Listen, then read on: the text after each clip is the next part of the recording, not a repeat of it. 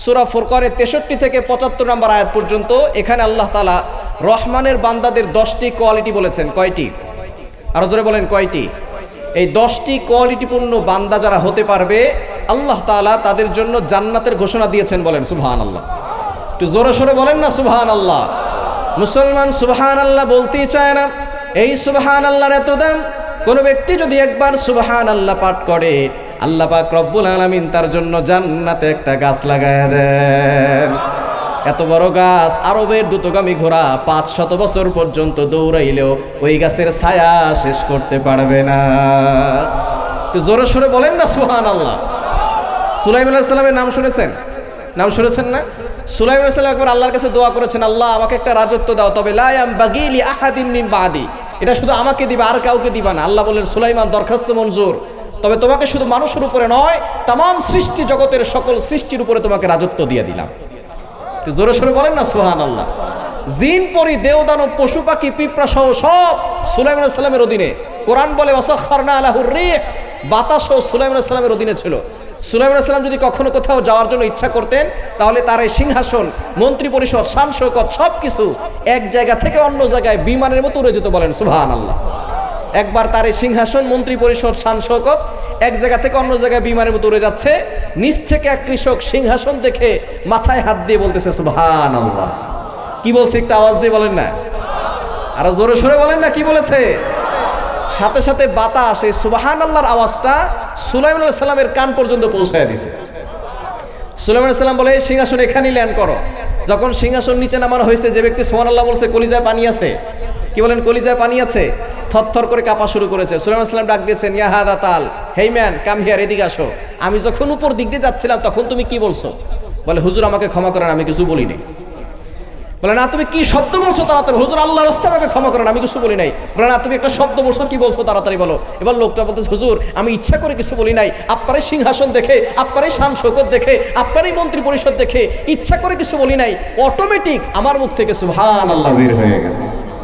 সুলাইমান আলাইহিস সালাম ডাক দিয়ে বলে, বাবা তুমি কি বলছো? তুমি কি জানো তোমার এই সুবহানাল্লাহ যদি এক পাল্লায় রাখা হয়, আমার এই সিংহাসন, মন্ত্রী পরিষদ, শান শৌকত সব কিছু যদি এক পাল্লায় রাখা হয়, তোমার এই সুবহানাল্লাহর পাল্লাটা কয়েক কোটি গুণ বেশি ভারী হয়ে যাবে।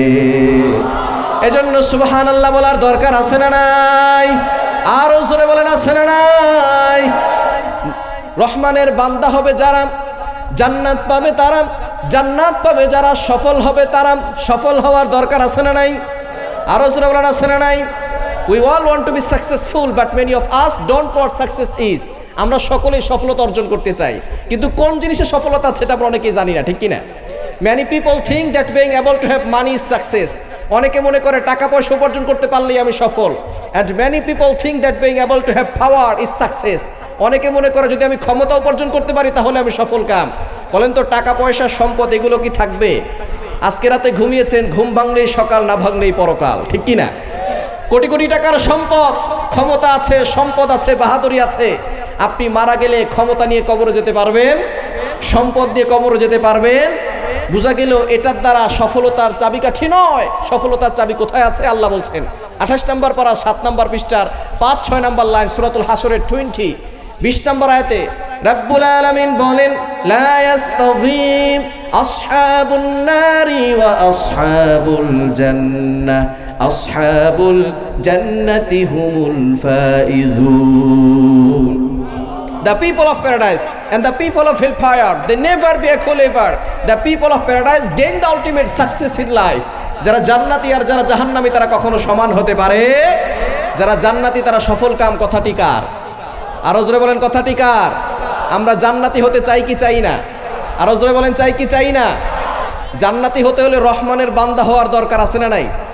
রহমানের বান্দাদের কয়টা গুণ? আরো জোরে বলেন কয়টা? এই রহমানের বান্দাদের 10টা গুণ যদি আমরা অর্জন করতে পারি, জান্নাত দিবেন কে? ওই জান্নাত আল্লাহ তাআলা সহজ করে দিয়েছেন, কিন্তু আমরা জান্নাতে যেতে চাই, তবে জান্নাতে যাওয়ার কাজ করতে চাই না, ঠিক কি না? জান্নাত আল্লাহ সহজ করে দিয়েছেন, এক্সাম্পল দিলে সুন্দর বুঝতে পারবেন। আমরা আজকে এশারের নামাজ যারা মসজিদে পড়েছি, তারা কি মসজিদে নামাজ পড়তে গিয়ে 50 টাকা জরিমানা দিয়েছি? 100 টাকা কেউ দিয়েছেন? পৃথিবীর যে কোনো মসজিদে যাবেন, আপনার কি নামাজ পড়তে টাকা লাগবে? বোঝা গেল পৃথিবীর যে কোনো মসজিদে যাবেন, আপনি ফ্রিতে নামাজ পড়ে জান্নাত যেতে পারেন, কোনো সমস্যা কিন্তু সিনেমা হলে যেতে টাকা লাগে কি লাগে না? ওয়াইফাই বিল আছে না নাই? ডিশের বিল আছে না নাই? মদ খাইতে টাকা লাগে কি লাগে না? গাঞ্জা খাইতে টাকা লাগে কি লাগে না? মুসলমান ফ্রিতে মসজিদে ঢুকে জান্নাতে যেতে চায় না, তবে টাকা দিয়ে জাহান্নামে যেতে চায়। আল্লাহ পাক রব্বুল আলামিন জান্নাতকে সহজ করে দিয়েছেন, ওই জান্নাতে যাওয়ার দরকার আছে না নাই? জান্নাতে যাওয়ার জন্য আপনাদের আগ্রহ বাড়বে। জান্নাতের একটা মাঠের বর্ণনা শুনবেন থাকবেন তো ইনশাআল্লাহ। জান্নাতে একটা মাঠ আছে, মাঠের নাম হচ্ছে মাজিদ। মাঠের নাম কি? আরো জোরে বলেন, মাঠের নাম কি? মাজিদ। আল্লাহ তাআলা নিজে বলছেন 26 নম্বর পারা 19 নম্বর পৃষ্ঠার 1 নম্বর লাইন সূরা কফের 35 35 নম্বর আয়াতে আল্লাহ বলছেন লাহুম মা ইয়াশাউনা ফিহা ওয়া লাদাইনা মাজিদ। জান্নাতে একটা মাঠ আছে, মাঠের নাম কি? এই মাজিদ নামক মাঠটা কত বড় এটা জানার জন্য আগে জানতে হবে জিবরাইল আলাইহিস সালামের শক্তি কি পরিমাণ, জানার দরকার আছে না নাই? একবার নবীজি সাল্লাল্লাহু আলাইহি সাল্লাম জিবরাইল আলাইহিস সালামকে ডাক দিয়ে বলেন, ভাই জিবরাইল, আমি আপনাকে দেখতে চাই। নবীজি সাল্লাল্লাহু আলাইহি সাল্লাম এই কথা বলার পরে জিবরাইল সাল্লাম বললেন, ইয়া রাসূলুল্লাহ, ইয়া হাবিবাল্লাহ, আপনি আমাকে দেখলে তো ভয় পাবেন। নবীজি বললেন, না না, ভয় পাবো না, দেখা দেন। হঠাৎ করে জিবরাইল সাল্লাম অদৃশ্য হয়ে গেলেন। নবীজি দেখলেন আসমান থেকে একটা কালো পর্দা নামতে নামতে জমিন পর্যন্ত লেগে গিয়েছে। ডান পাশ বাম পাশ পুরো পৃথিবী ভরাট হয়ে গেছে, দুনিয়া অন্ধকার হয়ে গেছে। হঠাৎ করে আবারও সেই কালো পর্দাটা আসমানে উঠে গেল। জিবরাইল সাল্লাম অদৃশ্যভাবে নবীজির সামনে হাজির। ইয়া রাসূলুল্লাহ, ইয়া হাবিবাল্লাহ, কি দেখলেন? নবীজি বললেন, আসমান থেকে একটা কালো পর্দা নামতে নামতে জমিন পর্যন্ত লেগে গেল। ডান পাশ বাম পাশ পুরো পৃথিবী ভরাট হয়ে গেছে, দুনিয়া অন্ধকার হয়ে গেছে। এবার নবীজি সাল্লাল্লাহু আলাইহি সাল্লামকে জিবরাইল সাল্লাম বলেন, ইয়া রাসূলুল্লাহ, ইয়া হাবিবাল্লাহ, ওইটা তো কোনো পর্দা ছিল না, আমার একটা মাত্র পাখা ছিল।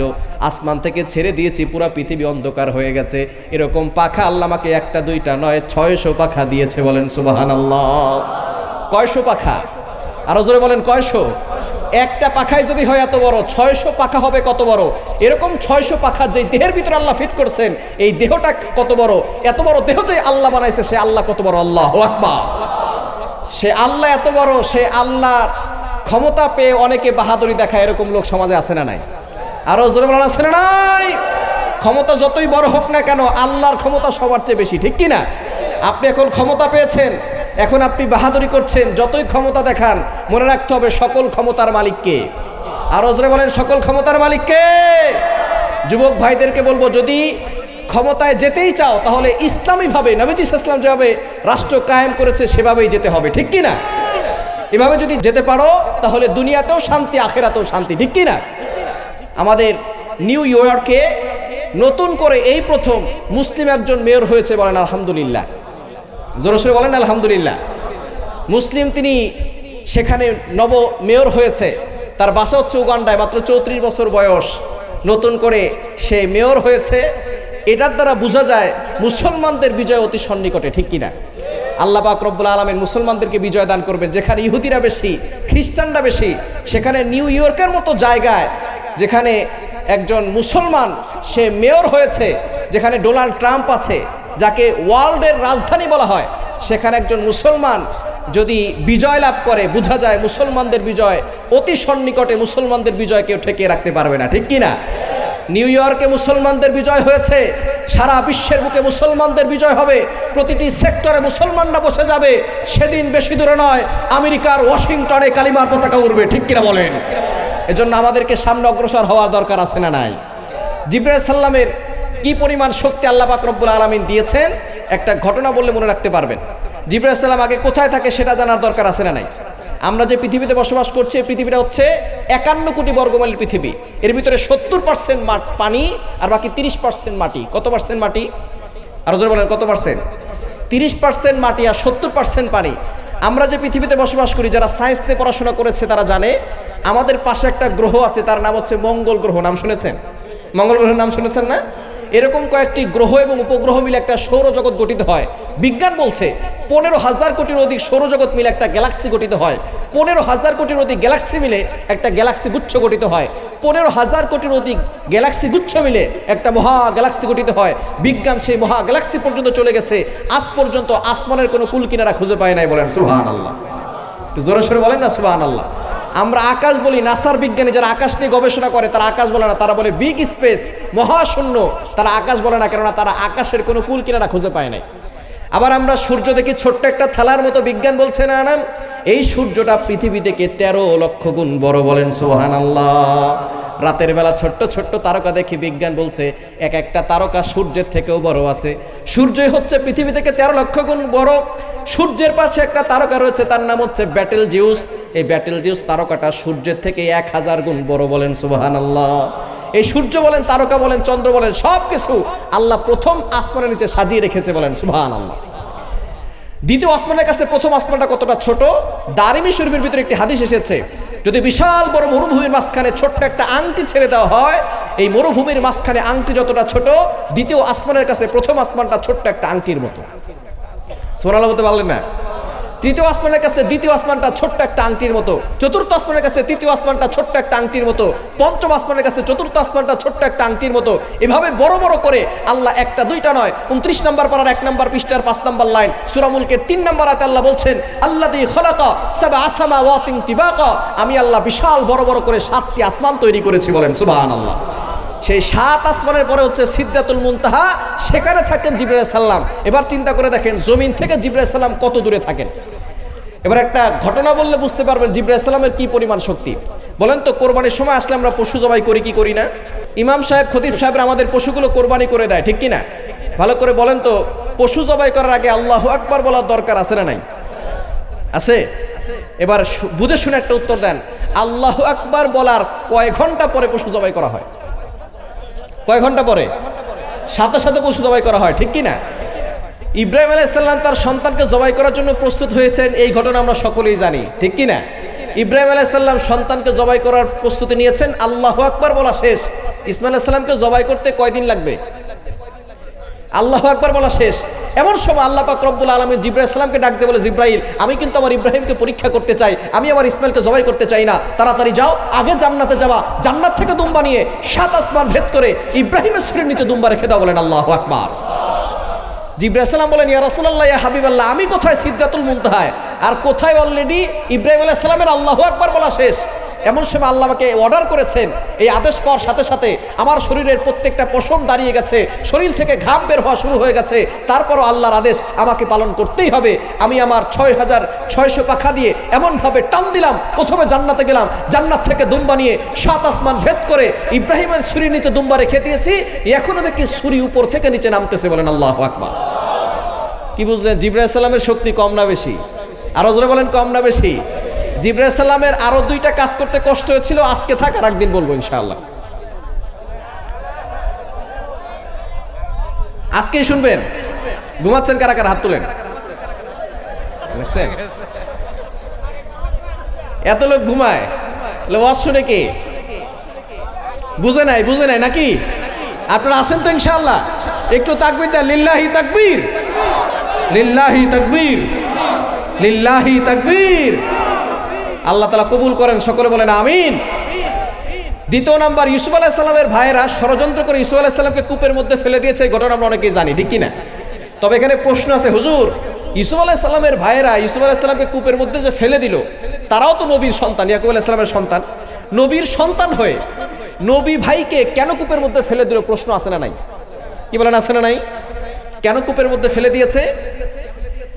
ইউসুফ আলাইহিস সালাম ছোট্টবেলা একটা স্বপ্ন দেখেছেন, সূরা ইউসুফে আছে। এই স্বপ্নের কথা যখন বাবা ইয়াকুব আলাইহিস সালামকে বলেছেন, যেহেতু তিনিও নবী, তিনি এই স্বপ্ন শুনে তিনি বুঝতে পেরেছেন যে আগামীতে আমার এই সন্তান নবী হবে, বলেন সুবহানাল্লাহ। বাবা যখন বুঝতে পেরেছে যে ইউসুফ আলাইহিস সালাম নবী হবেন, তখন অন্যান্য সন্তানদের তুলনায় ইউসুফ আলাইহিস সালামকে একটু বেশি ভালোবাসার দরকার আছে না নাই? এই জন্য ইয়াকুব আলাইহিস সালাম ইউসুফ আলাইহিস সালামকে বেশি ভালোবাসেন। কিন্তু বাকি যে 11 জন সন্তান আছে, তারা চিন্তা করছে, বাবা যেহেতু সন্তানকে ভালোবাসে, ইউসুফকে বেশি ভালোবাসে, এই ইউসুফকে যদি কূপের মধ্যে ফেলে দেওয়া হয়, ইউসুফকে যদি দেশান্তর করে দেওয়া হয়, অথবা ইউসুফকে যদি হত্যা করা হয়, তাহলে মনে হয় বাবার অন্তর থেকে ইউসুফের প্রতি ভালোবাসা কমে যাবে। একটু বুঝে শুনে বলেন তো, ইউসুফ আলাইহিস সালামকে কূপের মধ্যে ফেলে দেওয়ার পরে বাবা ইয়াকুব আলাইহিস সালামের অন্তরে ইউসুফের প্রতি ভালোবাসা কমেছে নাকি বেড়েছে? আরো জোর কমছে না বাড়ছে? কেমন বাড়া বেড়েছে? ইউসুফ আলাইহিস সালাম হারিয়ে যাওয়ার পরে বাবা ইয়াকুব আলাইহিস সালাম কাঁদতে কাঁদতে চক্ষু দুটি অন্ধ করেছেন। শুধু তাই নয়, 11 জন সন্তান ছিল ইউসুফ আলাইহিস সালাম ছাড়া, ইউসুফ আলাইহিস সালাম সহ 12 জন। ইউসুফ আলাইহিস সালাম হারিয়ে যাওয়ার পরে তার 11 জন সন্তান, কারো নাম ছিল শামন, কারো নাম ছিল লাবি, কারো নাম ছিল ইয়াহুদা, কারো নাম ছিল বিনয়ামিন। ইয়াকুব আলাইহিস সালাম কোনো সন্তানকে নাম ধরে ডাকতেন না, সকল সন্তানকে ইউসুফ ইউসুফ বলে ডাকতেন, বলেন আল্লাহু আকবার। 11 জন ভাই মিলে ষড়যন্ত্র করেছে, যদি ইউসুফকে হত্যা করা হয় অথবা দেশান্তর করে দেওয়া হয় অথবা কূপের মধ্যে ফেলে দেওয়া হয়, তাহলে মনে হয় বাবার অন্তর থেকে ইউসুফের প্রতি ভালোবাসা কমে যাবে। কমছে না বাড়ছে? আরো জোরে কমছে না বাড়ছে? ঠিক তদ্রুপ ভাবে পূর্বের সরকার মনে করেছিল যদি আলেমদেরকে বন্দী করে রাখা হয়, যদি আলেমদেরকে বাংলাদেশ থেকে বিদায় করে দেওয়া হয়, যদি আলেমদেরকে হত্যা করা হয়, তাহলে মনে হয় বাংলার মানুষের অন্তর থেকে আলেমদের ভালোবাসা কমানো যাবে। স্পষ্ট ভাষায় ঘোষণা দিয়ে যায়, আলেমদেরকে বন্দী করে রাখলে, আলেমদেরকে বাংলাদেশ থেকে বিদায় করে দিলে বাংলার মানুষের অন্তর থেকে আলেমদের ভালোবাসা কমানো যাবে না। ঠিক কিনা বলেন? তারা মনে করেছিল যদি আলেমদেরকে বন্দী করে রাখা হয়, যদি আলেমদেরকে দেশান্তর করে দেওয়া হয়, তাহলে মনে হয় বাংলার মানুষের অন্তর থেকে ভালোবাসা কমে যাবে। বলেন তো কমছে না বাড়ছে? আরো যেমন কমেছে নাকি বেড়েছে? তারা ষড়যন্ত্র করেছিল, কোরআনের মাহফিলে তারা কোরআনের কথা বলতে দেয় নাই, তারা জুলুম করেছে, আলেমদের উপরে নির্যাতন করেছে, আলেমদের হক কথা তারা বলতে দেয় নাই। শেষ পর্যন্ত এখন আলেমরা হক কথা বলছে, কোরআনের তাফসীর করছে, কিন্তু যারা জুলুম করেছিল তারাই শেষ পর্যন্ত পিছনের দরজা দিয়ে হেলিকপ্টার দিয়ে পালাতে বাধ্য হয়েছে। যুগে যুগে যারাই মানুষের উপর অত্যাচার করেছে, জুলুম করেছে, অন্যায় করেছে, আল্লাহ পাক রব্বুল আলামিন তাদেরকে শায়েস্তা করেছেন। এখনো যারা মানুষের সাথে গাদ্দারি করবে, জুলুম করবে, আল্লাহ তাআলা তাদের অবস্থা ফিরআউন আর নমরুদের মতো করবে। ঠিক কিনা বলেন? এজন্য এই জুলুম করা ছাড়ার দরকার আছে না নাই? পারবো তো ইনশাআল্লাহ? ইউসুফ আলাইহিস সালামের ভাইয়েরা কেনানের যে কূপের ভিতরে ফেলে দিয়েছিল, সেই কূপের নিচে পানি কম ছিল, বড় বড় পাথর ছিল। বলেন তো নবী হোক আর ওলি হোক, নিচে পড়লে মাথা ফাটবে কি ফাটবে না? আরো জোরে বলেন, ফাটবে কি ফাটবে না?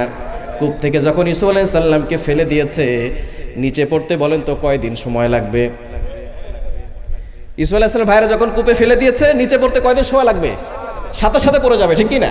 যখন ফেলে দিয়েছে, এমন সময় আল্লাহ পাক রব্বুল আলামিন জিবরাইল সালামকে ডাক দিয়ে বলে, জিবরাইল, আমি তো তোমার ইউসুফকে নিচে ফেলতে চাই না, কঠিন বিপদে ফেলতে চাই না, তাকে শুধু পরীক্ষা করতে চাই।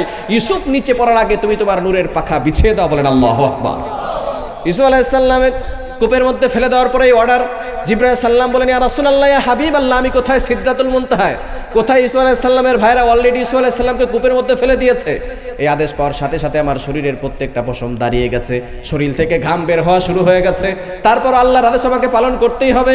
আমি আমার 600 পাখাতে এমনভাবে টান দিলাম, 7 আসমান ভেদ করে কেনানের সেই কূপের কাছে গিয়ে আমি আমার নূরের পাখা বিছিয়ে দিয়েছি। এখনো দেখি ইউসুফ আলাইহিস সালাম উপর থেকে নিচে পড়তেছে। বলেন আল্লাহু আকবার। কি বুঝলেন? জিবরাইল সালামের শক্তি কম না বেশি? আরো জোরে বলেন, কম না বেশি?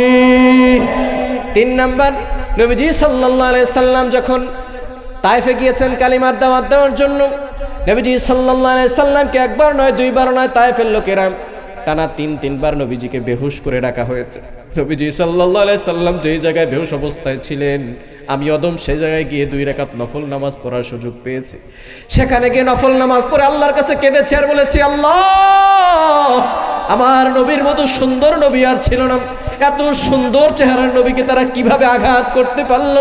নবীজি সাল্লাল্লাহু আলাইহি সাল্লাম এত সুন্দর চেহারার নবী ছিলেন। ইউসুফ আলাইহিস সালাম সুন্দর কোরআন সাক্ষী, সূরা ইউসুফ 31 নম্বর আয়াত, ওয়া কাত্তানা আইদিয়াহুন্না ওয়া কুলনা হাশা লিল্লাহি মা হাদা বাশারা ইন হাদা ইল্লা মালাকুন কারীম। মিশরের নারীরা ইউসুফ আলাইহিস সালামের চেহারা দেখে তাদের আঙ্গুল কেটেছে। শুধু তাই নয়, তারা বলা করেছে, মা হাদা বাশারা, এটা তো মানুষ না, ইন হাদা ইল্লা মালাকুন কারীম, এ হলো সম্মানিত ফেরেশতা।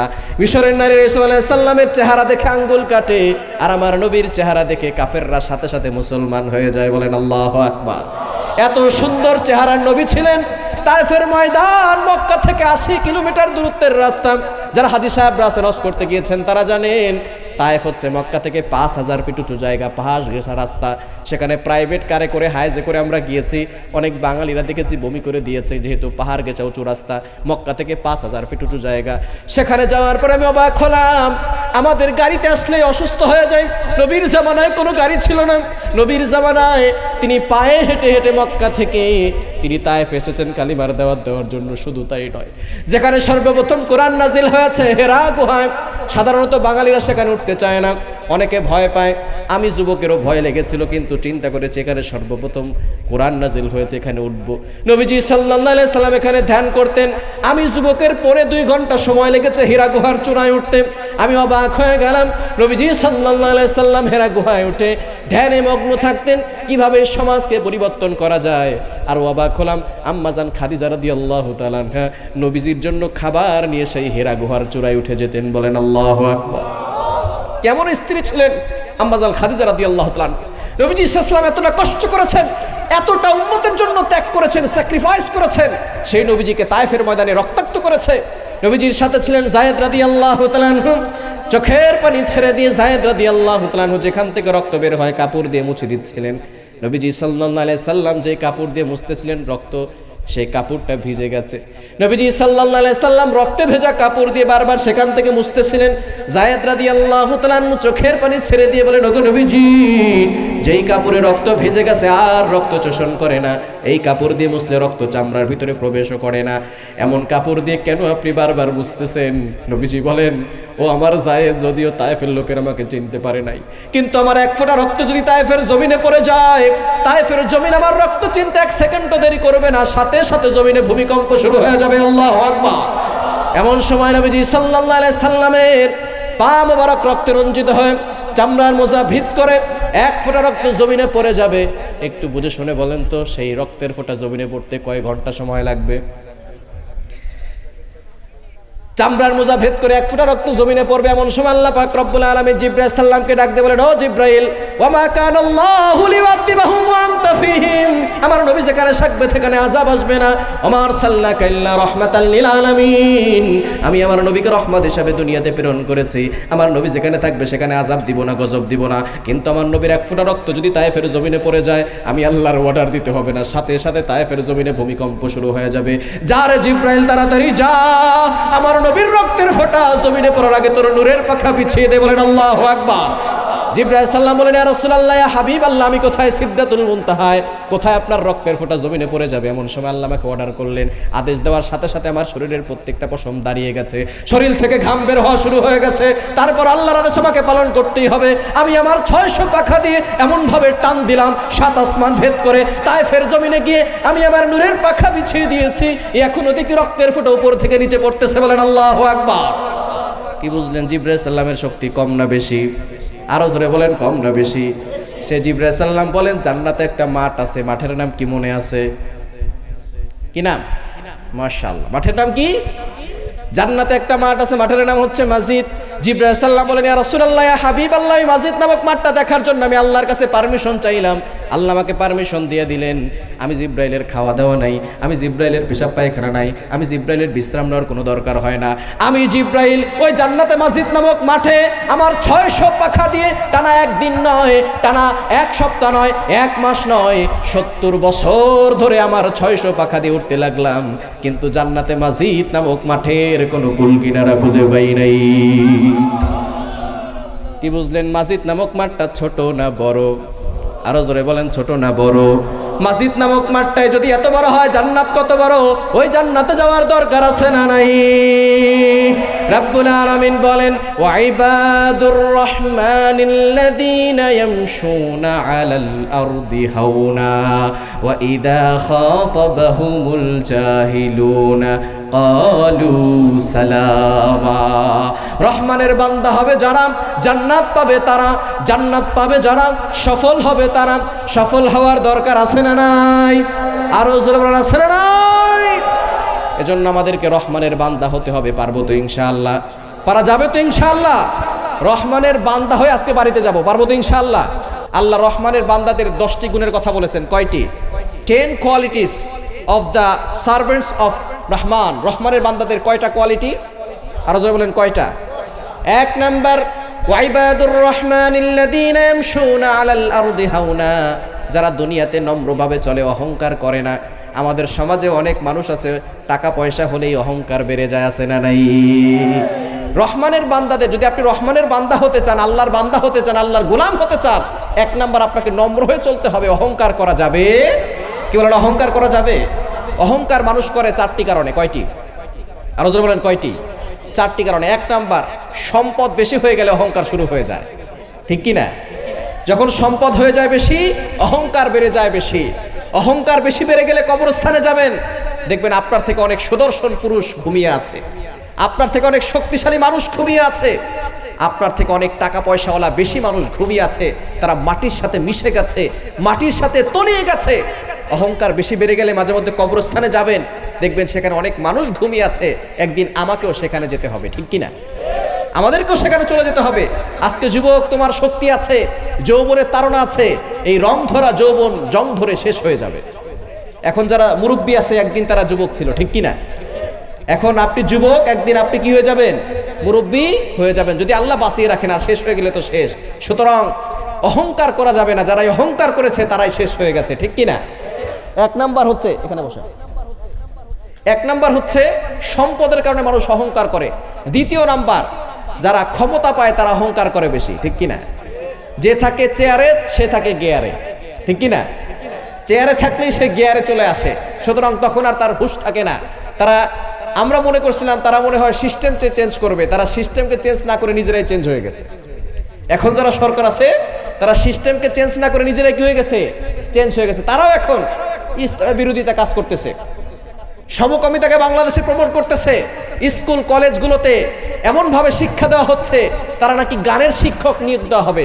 আমরা বলতে চাই ডক্টর ইউনূস সাহেবকে, আপনি পানির জ্বরে ভেসে ভেসে ক্ষমতায় বসেন নাই, আমাদের রক্তের উপর দিয়ে ক্ষমতায় বসেছেন, ঠিক কিনা বলেন? বাংলার জমিনে সমকামিতাকে প্রমোট করা হবে এবং স্কুল কলেজে গানের শিক্ষা আমরা বাংলাদেশে দেখতে চাই না, ঠিক কিনা বলেন? আপনারা সংস্কার করতেছেন করেন, তবে ইসলামকে মাইনাস করে, কোরআনকে মাইনাস করে, নবীজির সুন্নাহকে মাইনাস করে কোনো সংস্কার বাংলার জমিনে করতে দেওয়া হবে না, ঠিক কিনা বলেন? এজন্য আমাদের সতর্ক থাকার দরকার আছে না নাই? আমরা বলতে চাই আমাদের গানের কোনো শিক্ষক দরকার নাই, প্রতিটি স্কুল কলেজে ধর্মীয় শিক্ষক নিয়োগ দেওয়া হোক, ঠিক কিনা? গ্রাম বাংলা থেকে শুরু করে নগর বন্দর পর্যন্ত প্রতিটি শিক্ষা প্রতিষ্ঠানে নবীজি সাল্লাল্লাহু আলাইহি সাল্লামের আদর্শ শিক্ষা দেওয়া বাধ্যতামূলক করতে হবে, ঠিক কিনা বলেন? তাহলে এই সমাজে আদর্শ ফিরে আসবে, আমাদের সন্তানগুলো আদর্শ সন্তান হবে, ঠিক কিনা? তারা সিস্টেম চেঞ্জ করতে যায়, নিজেরাই চেঞ্জ হয়ে গেছে। সুতরাং যখন মানুষের পাওয়ার চলে আসে, ক্ষমতা চলে আসে, তখন তারা অহংকার শুরু করে দেয়, ঠিক কিনা? 3 নাম্বার, অনেকে দেখবেন ইবাদত করে বেশি আবার অহংকার করেও বেশি, এরকম লোক আছে না নাই? একটু নামাজ পড়ে আর বলে তুমি নামাজ পড়ো না কেন, তুমি কাফের, ঠিক কিনা?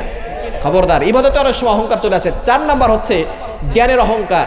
যাদের বুদ্ধি বেশি তারা অহংকার করে বেশি। পড়ালেখা বেশি করলে অহংকার বেশি চলে আসে। শয়তান কিন্তু সবচেয়ে বেশি পড়ালেখা জানতো, ঠিক কিনা? সবচেয়ে বেশি পড়ালেখা জানতো। আমি আপনি শুধু কোরআনের তাফসির জানি, হাদিসের ব্যাখ্যা জানি, কিন্তু শয়তান 104খানা কিতাবের জ্ঞান জানতো। তার জ্ঞান কি কম না বেশি? অনেক বেশি। কিন্তু সে অহংকার করে আল্লাহর থেকে দূরে সরে গেছে। যখন আল্লাহ সেজদা করতে বলেছিল আদমকে, তখন সে বলেছে আনা খায়রুম মিন, আই এম দ্য গ্রেট, আমি সবচেয়ে বড়, আমি আবার কাকে সেজদা করব? খালাকতানি মিন নার ওয়া খালাকতাহু মিন তিন, আমাকে তৈরি করা হয়েছে আগুন দিয়ে, আগুন উপরে ওঠে, আর আদমকে সৃষ্টি করা হয়েছে মাটি দিয়ে, মাটি নিচে নামে। সুতরাং আগুন কখনো মাটিকে সেজদা করতে পারে না। অহংকার করার কারণে চিরতরে জান্নাত থেকে বের হয়ে গেছে, জাহান্নাম তার জন্য অজীব হয়ে গেছে, ঠিক কিনা? এজন্য জ্ঞানের কারণে যারা অহংকার করে সাবধান, এই অহংকার কখনো করা যাবে। অহংকার মানুষকে শেষ করে দেয়, মানুষকে ধ্বংস করে দেয়। ফেরাউন নমরুদ অহংকার করেছিল, তাদের ক্ষমতা কি এখনো আছে? তাদের সম্পদ এখনো আছে, কারণের সম্পদ এখনো আছে। এজন্য অহংকার করা যাবে না। অহংকার যারাই করেছে তারাই শেষ হয়ে গেছে। অহংকার হচ্ছে আল্লাহর চাদর, আল্লাহর চাদর নিয়ে কখনো টানাটানি করা যাবে। সুলাইমান আলাইহিস সালামের নাম শুনেছেন আপনারা? কষ্ট হচ্ছে আপনাদের? কষ্ট হচ্ছে? সুলাইমান আলাইহিস সালামকে আল্লাহ পাক রব্বুল আলামিন ওয়ার্ল্ড পৃথিবীর বাদশা বানিয়েছিলেন। পৃথিবীর শাসন করেছে 4 জন। কয়জন? তার ভিতরে 2 জন ছিল মুসলমান, 2 জন ছিল কাফের। মুসলমানদের ভিতরে একজন ছিল সুলাইমান আলাইহিস সালাম, দ্বিতীয়জন ছিল বাদশা যুলকারনাইন। এই 2 জন বাদশা সারা পৃথিবী শাসন করেছে। আর কাফেরদের ভিতরে ছিল 2 জন, 1 নম্বরে নমরুদ, 2 নম্বর হচ্ছে বখতে নাসার। এই 4 জন সারা পৃথিবী শাসন করেছে। সুলাইমান আলাইহিস সালামকে আল্লাহ পাক রব্বুল আলামিন রাজত্ব দিয়েছিলেন, ক্ষমতা দিয়েছিলেন। এখন সুলাইমান আলাইহিস সালাম ছোট্ট একটা কথার কারণে আল্লাহ পাক রব্বুল আলামিন দেখেন তাকে কি পরীক্ষার ভিতরে ফেলেছেন, ভালো করে বুঝেন। সুলাইমান আলাইহিস সালাম বিয়ে করার জন্য পাত্রী খুঁজতেছে, ভালো পাত্রী পাচ্ছে না। যখন সকল এলাকায় ছড়িয়ে গেল সুলাইমান আলাইহিস সালাম বিয়ে করতে চান, ভালো পাত্রী পাচ্ছেন না, আস্তে আস্তে করে এই নিউজ চলে গেল জেলে পল্লীতে। যেখানে মানুষ মাছ ধরে সেখানে চলে গেছে সুলাইমান আলাইহিস সালাম মেয়ে খুঁজতেছে। সেখানে এক জেলের মেয়ে মাগরিবের আগ দিয়ে যখন তার মা ওই মেয়ের মাথা বানিয়ে দিচ্ছে, মাথায় উকুন দেখতেছে, এমন সময় মা মেয়েকে বলতেছে সুলাইমান পয়গম্বর নাকি মেয়ে খুঁজতেছে, বিয়ে করার জন্য ভালো পাত্রী পাচ্ছে না। মেয়ে মাকে বলে, মা যদি আমার কথা সুলাইমান আলাইহিস সালামকে বলো, আল্লাহর পয়গম্বরকে বলো, আমি তাকে বিয়ে করতে চাই। এবার মা সন্তানের মাথায় আঘাত দিয়ে বলেছে, তুমি কোথায় জেলের মেয়ে আর কোথায় সুলাইমান পয়গম্বর, কখনো মিলবে না। সেদিন থেকে সেই মেয়েটা আল্লাহর কাছে দোয়া করতেছে, এমন সময় এই নিউজ ছড়াতে ছড়াতে একেবারে প্রাসাদ পর্যন্ত চলে গেছে। মন্ত্রীরা বলতেছে, বাদশা জাহাপনা, আপনি যে বিয়ে করতে চাচ্ছেন, এক জেলের মেয়ে আপনাকে বিয়ে করতে চায়। মন্ত্রীরা বলতেছে, বাদশা জাহাপনা, হয়তো আপনি বিয়ে করেন, আর না হলে আমাদেরকে বিয়ে করায় দেন, কেননা সম্মান আর নাই। জেলের মেয়ে আপনাকে বিয়ে করতে চাচ্ছে, কি করবেন তাড়াতাড়ি করেন। যখন এই কথা তার কাছে গেছে, সাথে সাথে সুলাইমান সাল্লাম একটা কথা বলেছেন, একজন জেলের মেয়ে আমাকে বিয়ে করতে চায়। এই যে একটা কথা, এমন ভাবে তিনি নবী হয়ে বলেছেন, আল্লাহর কাছে এই কথা পছন্দ হয় নাই। এজন্য আল্লাহ বললেন, সুলাইমান, আজকে তুমি একটা জেলের মেয়ে তোমাকে প্রস্তাব করেছে আর তুমি নাখোশ হয়ে গেলে, দেখো আমি আল্লাহ কোন দিক দিয়ে চাবি ঘুরাই আর কোথায় তোমার রাজত্ব চলে যায়। বলেন আল্লাহু আকবার। এবার সুলাইমান আলাইহিস সালামের হাতে ছিল একটা আংটি। এই আংটি ছিল তার মুজিজা। প্রত্যেকটা নবীকে আল্লাহ মুজিজা দিয়েছেন। সুলাইমান আলাইহিস সালামের মুজিজা হচ্ছে তার আংটি। এই আংটি, তিনি জিনদের সাথে কথা বলতে পারতেন, সকল প্রাণীদের সাথে কথা বলতে পারতেন। তবে আদব ছিল, তিনি যখন টয়লেটে যেতেন তখন এই আংটি নিয়ে টয়লেটে যেতেন না, আংটি খুলে রেখে তারপরে তিনি টয়লেটে যেতেন। যখনই টয়লেটে গিয়েছেন আংটি খোলা রেখে, এমন সময় এক বদ জিন সুলাইমান আলাইহিস সালামের রূপ ধারণ করেছে। এটা কি মানুষ না বদ জিন? বদ জিন সুলাইমান আলাইহিস সালামের রূপ ধারণ করে তার কাছ থেকে আংটি নিয়ে গেছে। আর সব জায়গায় বলে দিছে, এখন কিন্তু 2 নাম্বার সুলাইমান আসতে পারে। আসলে সেই কিন্তু 2 নাম্বার সুলাইমান, আসল সুলাইমান কোথায়? টয়লেটে গেছে। সে বলতেছে 2 নাম্বার সুলাইমান আসতে পারে। 2 নাম্বার সুলাইমান যখনই আসবে সাথে সাথে তাকে পাকড়াও করবা, কেননা সে আসল না, আমি হচ্ছে আসল। এই কথা বলে আংটি দেখিয়ে সে সিংহাসনে চলে গেছে, কারণ আংটি যার কাছে পাওয়ার তার কাছে, ঠিক কি না? এবার বদজিন চলে গেছে সিংহাসনে। এটা কি সত্যিকারের শাসক নাকি 2 নাম্বার শাসক? 2 নাম্বার শাসক জিন সুলাইমান আলাইহিস সালামের আকার ধারণ করে সিংহাসনে বসে গেছে। সুলাইমান আলাইহিস সালাম যখন টয়লেট থেকে বের হয়ে আংটি চেয়েছে, এবার সে মনে করছে তুমি তাহলে 2 নাম্বার সুলাইমান, এবার তোমার খবর আছে।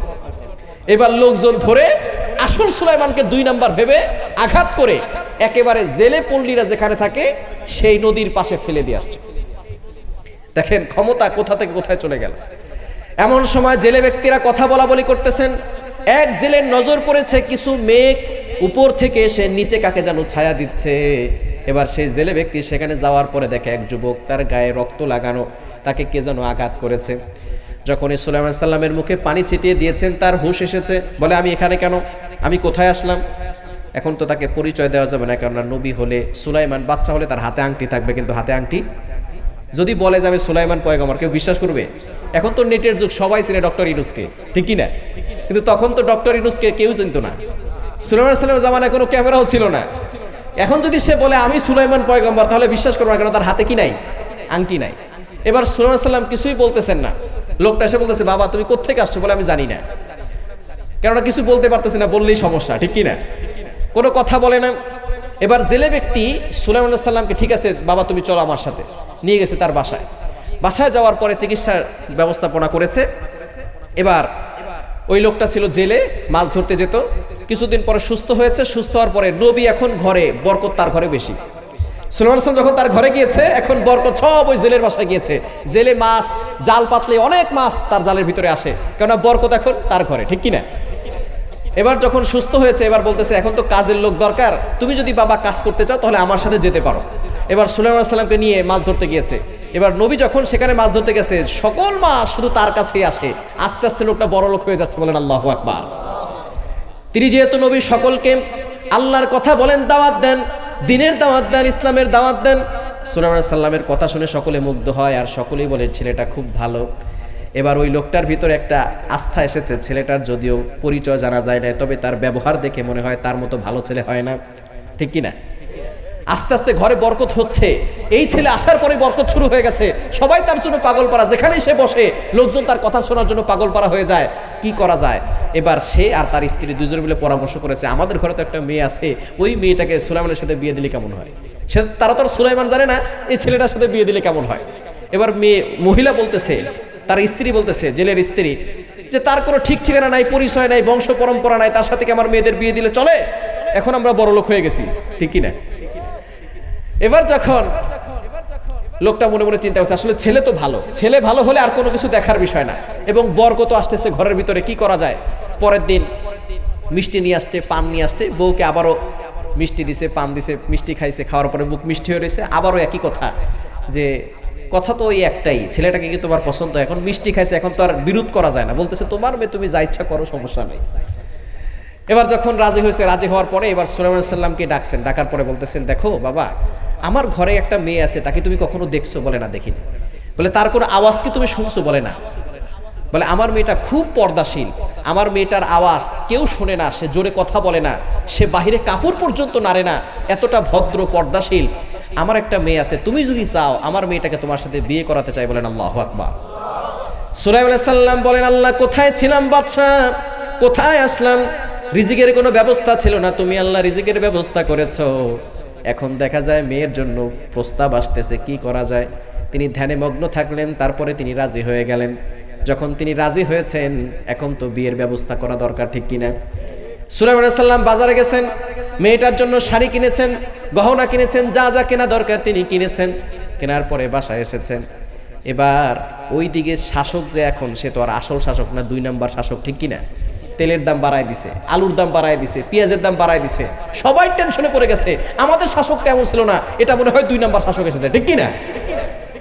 এবার তখন ছিল আসিফ ইবনে বারখিয়া, তিনি ছিল একজন মন্ত্রী। তারা সব সময় ভদ্রতার খাতিরে কেউ বাচ্চার দিকে তাকাতো না, বাচ্চা যা বলতো তাই শুনতো। আসিফ ইবনে বারখিয়া তিনি নিচে নিচে তাকাচ্ছেন আর মনে মনে চিন্তা করতেছেন, আমাদের শাসক তেমন ছিল না, আজকে শাসককে প্রশ্ন করব, আপনি কেন এমন জুলুম অন্যায় অত্যাচার করতেছেন জনগণের উপরে। যখনই আসিফ ইবনে বারখি উপরে তাকাইছে, তাকে সিংহাসনে জিনের যে আসল রূপকার সেটা তার চোখের সামনে ভাসতেছে। এবার সে মনে করছে আসলে এটা সুলাইমান না, এটা হলো বদজিন। সাথে সাথে বলছে, এই এটাকে ধরো, আসল বাচ্চা এখানে নাই, বদজিন এখানে আছে। যখনই ধরো বলছে, জিন জাতি সেখানে ছিল, তাকে ধাওয়া করছে। ধাওয়া করার পরে সেই আংটি নিয়ে দৌড় দিছে, বাতাসের সাথে উঠতে উঠতে সেই আংটি আস্তে করে সাগরের মাঝখানে ফেলে দিয়েছে। বলেন আল্লাহু আকবার। এমন সময় ওই আংটি খেয়েছে একটা মাছ, যেই মাছটা আংটি খেয়েছে সেই মাছটা হয়ে গেছে সোনালী মাছ। এবার ওই মাছটা যেদিকে যায়, তার পিছনে পিছনে সকল মাছ সেদিকে যায়। জালে আর কোনো মাছ ধরা পড়ে না, সাগরে মাছ যেদিকে যায় সব মাছ তার পিছনে দৌড়ায়, কোনো জেলে মাছ পায় না। সুলাইমান নবী আর মাছ ধরতে যায় না, কেননা এখন তার বিয়ের সময়, এখন আর সে মাছ ধরতে যাবে না। কিন্তু এবার তার শ্বশুর মশাই, হবু শ্বশুর যে এখনো শ্বশুর হয় না, সে বলতেছে, বাবা অনেকদিন মাছ পাচ্ছি না, তুমি যদি চলো তাহলে মাছে আর বরকত আসতে পারে। সুলাইমান নবী যখন মাছ ধরতে গেছেন, এবার ওই সোনালী মাছটা, যেই মাছটা আংটি খেয়েছে, ওই মাছটা জালে ধরা পড়েছে। তার পিছনে পিছনে যত মাছ আসছিল সব মাছ এসে জালে বেঁধেছে। বলেন আল্লাহু আকবার। তার পিছনে সব মাছ। প্রতিদিন যদি 5,000 টাকার মাছ পেত, সেদিন পেয়েছে 50,000 টাকার মাছ। সুবহানাল্লাহ বলবেন না? কেন? সোনালী মাছ সেখানে এসেছে, তার পিছনে পিছনে সব মাছ এসেছে। এবার যখনই মাছ দেখেছে, দেখার পরে দেখে সুন্দর একটা মাছ, এবার সে মনে মনে চিন্তা করছে, আমার মেয়ের যেহেতু বিয়ে, এই মাছটা দেখতেও খুব সুন্দর, এই মাছটা আমার জামাইয়ের জন্য, আমার মেয়ে রান্না করবে, আমার জামাই খাবে, এটার জন্য আলাদা করে রেখে দেই, এই মাছটা বিক্রি করব না। বলেন তো সেটা কোন মাছ? ওই সোনালী মাছ, যেই মাছটা কি করেছে? আংটি খেয়েছে। যেই কথা সেই কাজ, মাছ নিয়ে গেছে বাড়িতে। এবার মা মেয়ে 2 জনে মিলে মাছ কাটবে, এমন সময় মাছটা যখনই কেটেছে, সেখান থেকে ধবধবে একটা আংটি বের হয়েছে। বলেন আল্লাহু আকবার। মেয়েটা মনে মনে চিন্তা করতেছে, আমার হবু স্বামী, সে আমাকে কত কিছু দিয়েছে, বিয়ের জন্য শাড়ি দিয়েছে, গহনা কিনে দিয়েছে, আমি তো তাকে কিছুই দিতে পারলাম না। আমি তার জন্য এই ধবধবে আংটিটা আল্লাহ মনে হয় আমার জন্য পাঠিয়ে দিয়েছেন, এটা আমি তাকে দিতে চাই। আল্লাহু আকবার। এবার বিয়ে হয়ে গেল। বিয়ে হয়ে যাওয়ার পরে অনেক কথা। এখন তো যুবকরা কথা বলে না, যা কথা বলার বিয়ের আগেই হয়, ঠিক কিনা? অনেকে বাচ্চা নিয়ে তারপরে বিয়ে করে। প্রেম ভালোবাসা সব বিয়ের আগেই শেষ হয়ে যায়। এজন্য বিয়ের পরে স্বামী স্ত্রীর ভিতরে মহব্বত থাকে না, তালাকের হার দিন দিন বাড়তেছে, ঠিক কিনা? সুলাইমান আলাইহিস সালাম বাসর রাতে বিয়ে হয়ে গেছে, কথা বলতেছেন স্ত্রীর সাথে। স্ত্রীকে বলতেছে, আমার স্ত্রী, তোমার কি কি ইচ্ছা আছে, শেষ ইচ্ছা কি ছিল আমাকে একটু বলো। স্ত্রী বলতেছে, স্বামী, আপনি আমার স্বামী হয়ে গেছেন, এখন আর কোনো ইচ্ছা নাই। বলে, একটা ইচ্ছা ছিল, সেটা বলবো না, বললেই ভেজাল লাগবে। বলে, কোনো সমস্যা নাই, তুমি বলতে পারো। এবার সে মনে মনে চিন্তা করতেছে, আশা ছিল পয়গম্বরের স্ত্রী হব, সুলাইমান নবীর স্ত্রী হব, আশা ছিল মনের ভিতরে, সুলাইমান নবীর সেবক হব, খাদেমা হব, তার বউ হব। কিন্তু সে আশার পূরণ হলো না। এবার সুলাইমান বলতেছে, সে তো সুলাইমান কেউ জানে না, বলতেছে, এত মানুষ থাকতে তোমার সুলাইমান পয়গম্বরের প্রতি কেন এত বিশ্বাস এবং ভালোবাসা জন্মেছে? তার টাকা পয়সার লোভ কি? বলে, না না, কোনো টাকা পয়সার লোভ নাই, সম্পদের কোনো লোভ নাই। আমি শুধু চেয়েছিলাম সুলাইমান পয়গম্বরের, তার আল্লাহকে অনুসরণ করি, তার সুন্নাহকে অনুসরণ করি। আমার ইচ্ছা ছিল তার খেদমত করে কিয়ামতের ময়দানে যেন আল্লাহকে বলতে পারি, আল্লাহ, তোমার নবীর খাদেমা ছিলাম, তার সেবক ছিলাম, তার দাসী ছিলাম, আল্লাহ তুমি এই উসিলে আমাকে ক্ষমা করে দাও, বলেন আল্লাহু আকবার। সুলাইমান আলাইহিস সালাম বুঝতে পারছে আসলে তার সম্পদের কোনো লোভ নাই, আসল কথা হচ্ছে সে আল্লাহর নবী পয়গম্বরকে ভালোবাসতে চায় এবং তার খেদমত করতে চায়। বুঝা গেল তার কি সম্পদের কোনো লোভ আছে? সুলাইমান মনে মনে চিন্তা করতেছে, ঠিক আছে যা হওয়ার হয়ে গেছে, এখন আর কি করার।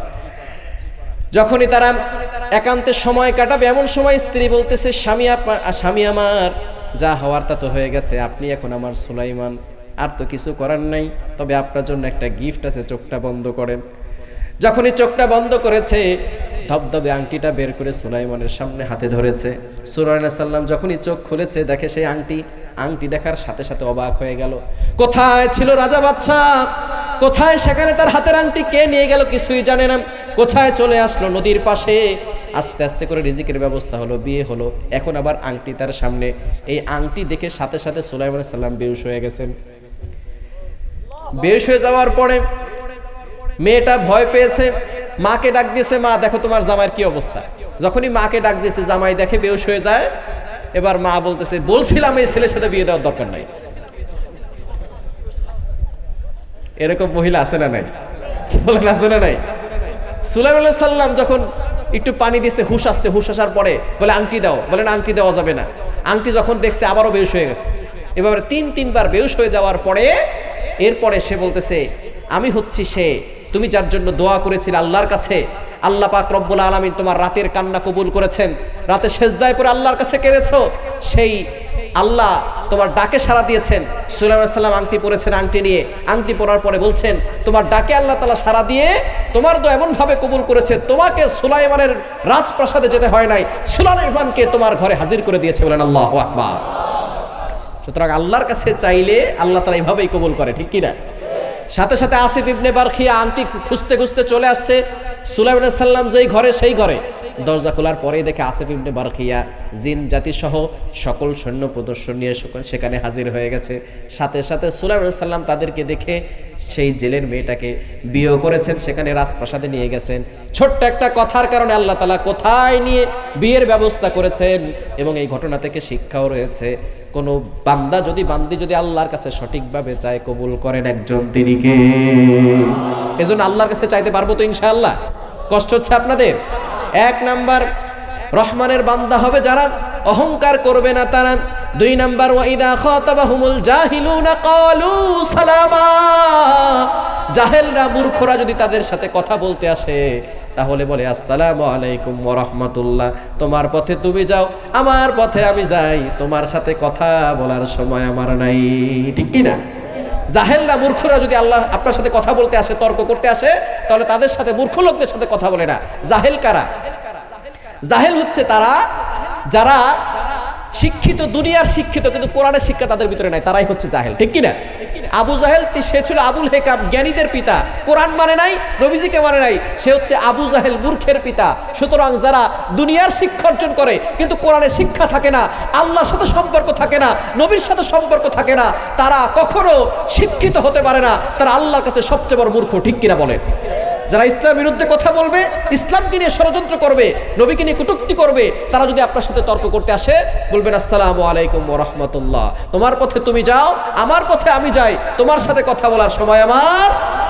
ওয়াইদা খাতাবাহুমুল জাহিলুনা ক্বালু সালামা, রহমানের বান্দাদের দ্বিতীয় নাম্বার গুণ হচ্ছে তারা মূর্খদের সাথে তর্কে জড়ায় না।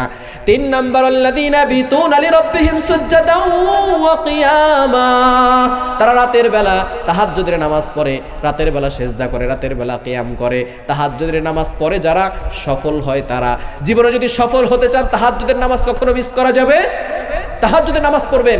রাতের সালাত ছাড়া কখনো কোনো মুসলমান সফলতা অর্জন করতে পারে?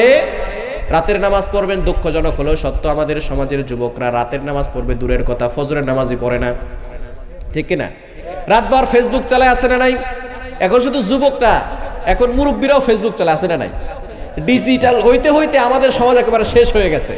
ডিজিটালে বাংলাদেশে কত কিছু দেখার আছে, দেখতে গেলে শেষ হবে না, অল্প দেখো ভাই। পোলা মাইয়া জুয়ান বুড়া একই রোগে খাইছে ধরা, আধুনিকতার হাওয়া গায়ে লাগছে তাই, ঠিক কিনা? যে যাই কিছু বলুক না কেন গায়ে লাগে না, আমরা কিন্তু চালাক জাতি, মোটেও ভয় পাই না।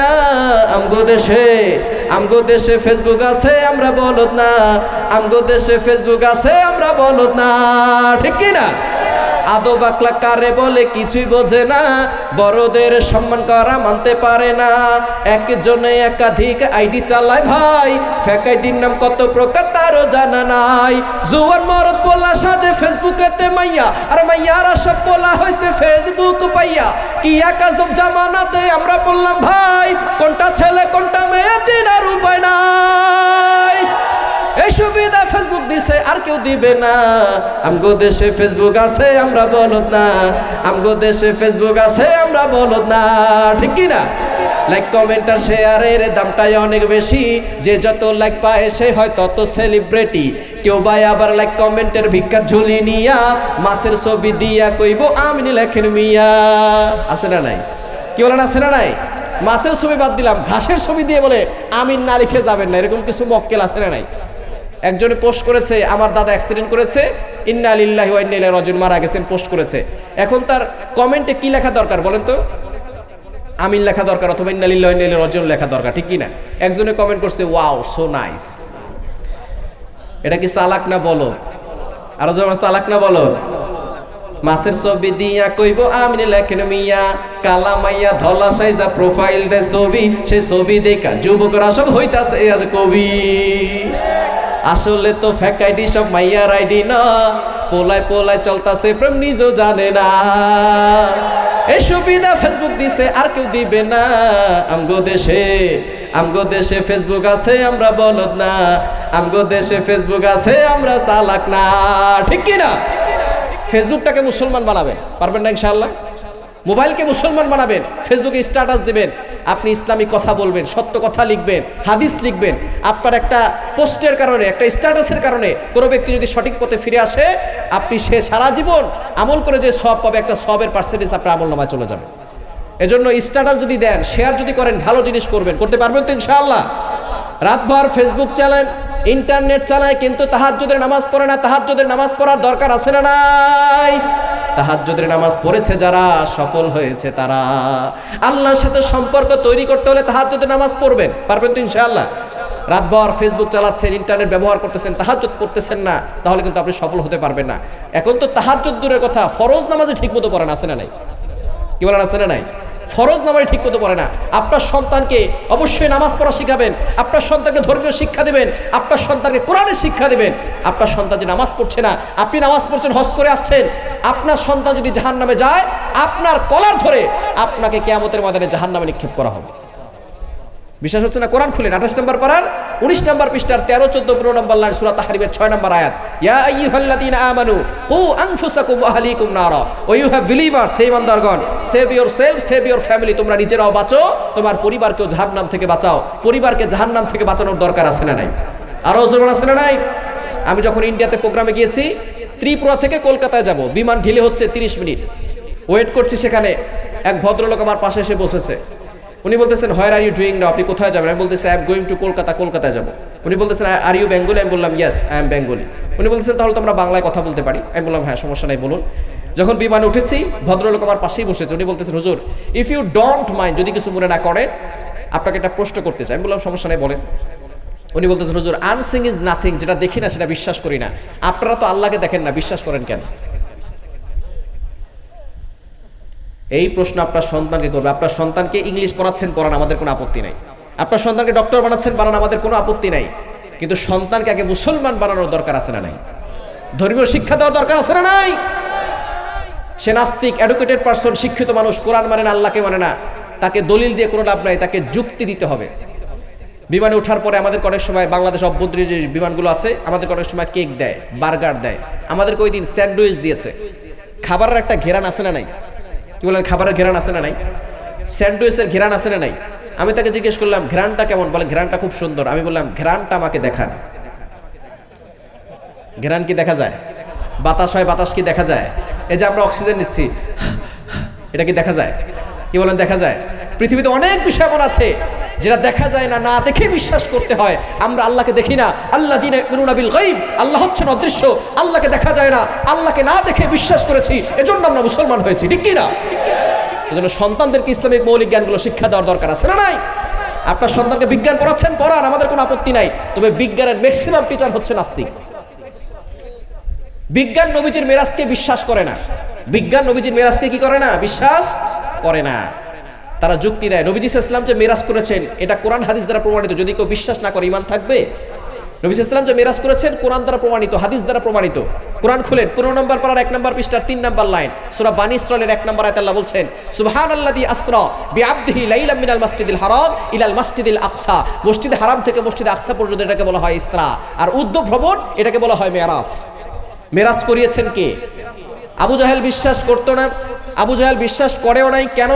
কেননা সেই সময় মক্কা শরীফ থেকে মসজিদে আকসায় যেতে 40 দিন সময় লাগতো, যেতে 40 দিন, আসতে 40 দিন, 80 দিনের রাস্তা।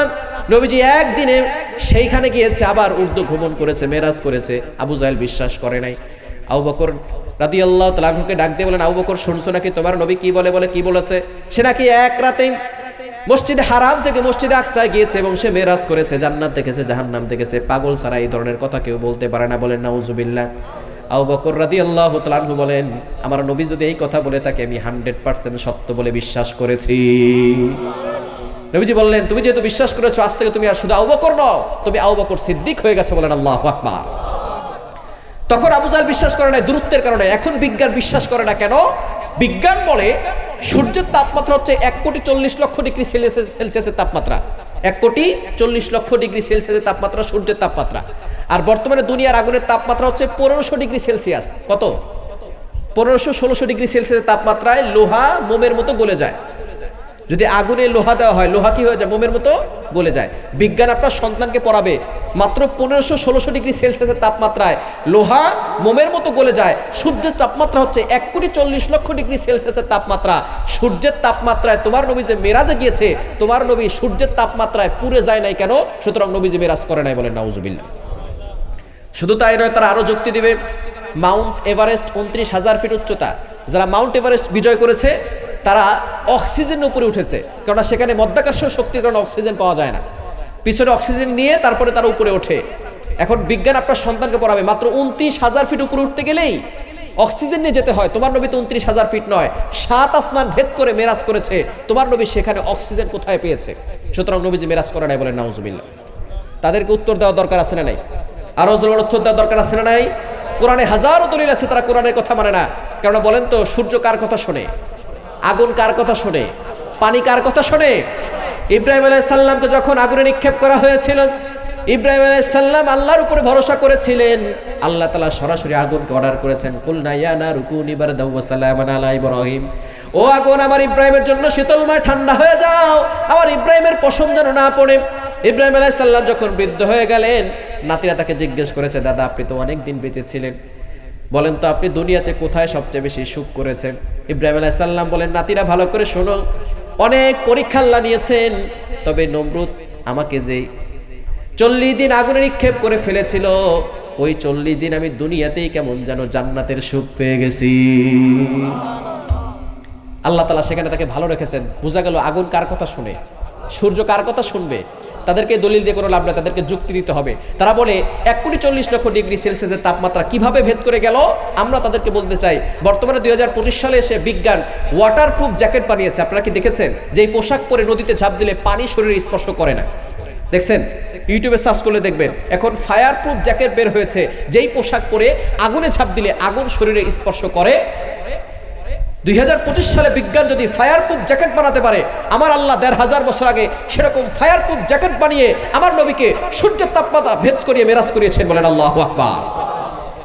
তারা বলে 29,000 ফিট উচ্চতায় গেলেই অক্সিজেন লাগে, তোমার নবী অক্সিজেন কোথায় পেয়েছে? আমরা তাদেরকে বলতে চাই, মায়ের পেটে বাচ্চা প্রথম 4 মাস মরা থাকে। কয় মাস? 4 মাস বাচ্চা মরা থাকে। 40 দিন পর পর বাচ্চার গেট আপ চেঞ্জ হয়। প্রথম 40 দিন থাকে পানি, তারপরে 40 দিন হয় রক্ত, তারপরে 40 দিন হয় গোশতের টুকরা। 40 দিন 120 দিন, মানে 4 মাস পরে যখন শরীরটা একটু ভালো করে হয়, তখন আল্লাহ তাআলা তার ভিতরে রূহটাকে ফুঁকে দেন। বলেন সুবহানাল্লাহ। প্রথম 4 মাস তো বাচ্চা মরা ছিল, পরের 5 থেকে 6 মাস বাচ্চা মায়ের পেটের ভিতরে পানির ভিতরে থাকে। যারা ডক্টর আছেন তারা জানেন, যারা ডক্টর না তারা ডক্টরের কাছে জিজ্ঞেস করবেন। মায়ের পেটের ভিতরে বাচ্চা পানির ভিতরে থাকে, যার কারণে মা নড়াচড়া করলে বাচ্চার কোনো সমস্যা হয় না। সুবহানাল্লাহ বলবেন না? এখন আমি তাদেরকে বলতে চাই, মায়ের পেটের ভিতরে পানির ভিতরে বাচ্চাকে অক্সিজেন দিয়েছেন কে? আর জোরে বলেন কে? তারা বলবে মায়ের সাথে সন্তানের সাথে নাভির সাথে কানেকশন আছে, মা অক্সিজেন নিচ্ছে, সেখান থেকে বাচ্চা অক্সিজেন নিয়েছে। আমরা বলবো ঠিক আছে, তোমাদের যুক্তি আমরা মেনে নিলাম। তাহলে বলো, ডিমের ভিতরে মুরগির বাচ্চা বেঁচে থাকে কি থাকে না? কি বলে, থাকে কি থাকে না? ডিমের ভিতরে মুরগির বাচ্চাকে অক্সিজেন দিয়েছেন কে? যে আল্লাহ ডিমের ভিতরে মুরগির বাচ্চাকে অক্সিজেন দিতে পারেন, যে আল্লাহ মায়ের পেটের ভিতরে 5 থেকে 6 মাস পানির ভিতরে বাচ্চাকে অক্সিজেন দিয়ে বাঁচিয়ে রাখতে পারেন, সেই আল্লাহ আমার নবীকে 29,000 ফিট নয় 7 আসমান ভেদ করিয়ে অক্সিজেন দিয়ে মেরাজ করিয়েছেন। বলেন আল্লাহু আকবার।